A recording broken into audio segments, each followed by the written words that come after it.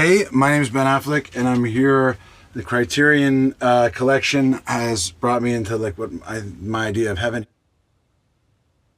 Like start with Renoir, Rules of the Game. This has like my favorite line from all cinema probably in it, which is sounds simple, but I find very resonant, which is everyone has their reasons.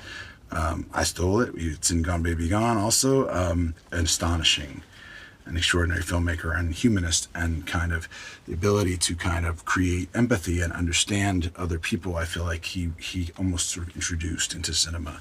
It's sort of to me, it's at the heart of why movies are brilliant and unique and wonderful. Let's see, Miller's Crossing, like the Carter Burwell score is so haunting and evocative. The image of the hat drifting through the autumn woods, and Totoro begging for his life. It brought like style and also emotional realism, and coupled in a way where it was sort of uniquely what I thought was the Coen brothers, and it was part of the formative period of my life when I was watching movies and inspired to want to be a director. Dazed and Confused, here's a movie I'm in.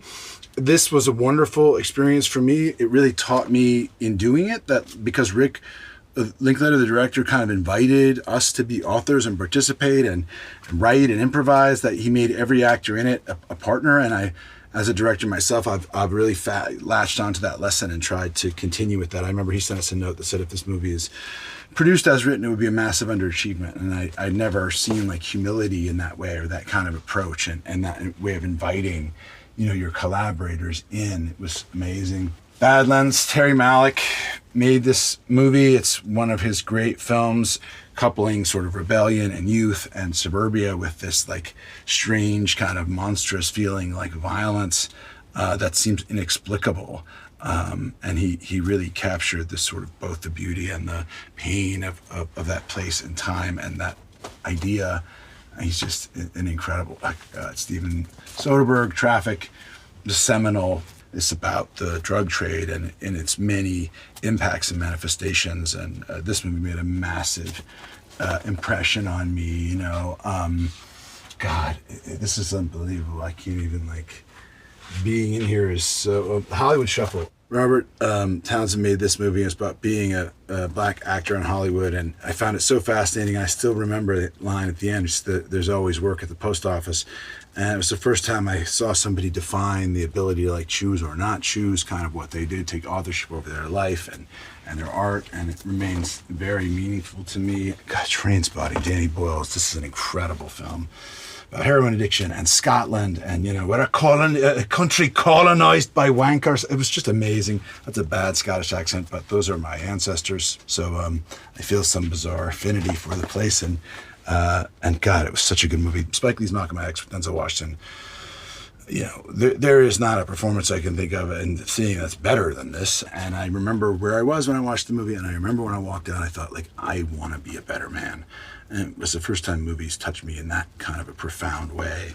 This Bull Durham, this is one of the, a great sports movie. It's a genre that I really like. And one of the things I love about it is that it was about the sort of the dignity and courage and humanity of people who aspired to greatness and maybe, not reached it, but found a place to kind of be at peace with that and who they are. And I found it beautiful and heartbreaking. I mean, Fast Times at Ridgemont High, probably the best teen high school movie ever made. Big influence on Dazed and Confused.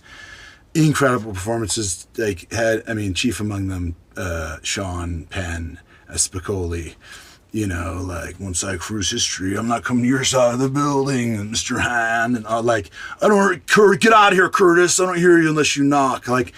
This is a great film about the American high school life. Silence of the Lambs is probably the best classic serial killer.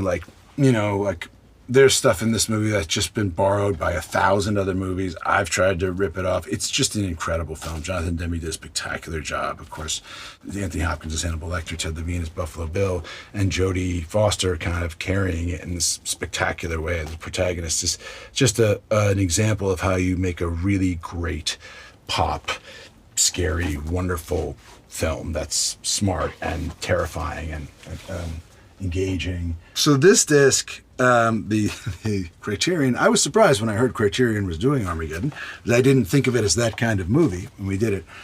And in retrospect now, I feel like maybe my best work in my career is the commentary on this disc. People approach me to talk about the commentary on this disc as much as they do like movies that I've been in. And it's because I didn't know any better than to be really honest. But I won't spoil it for those of you who are interested. It is an achievement that I feel proud of and didn't intend to be as good as I now think it is at the time.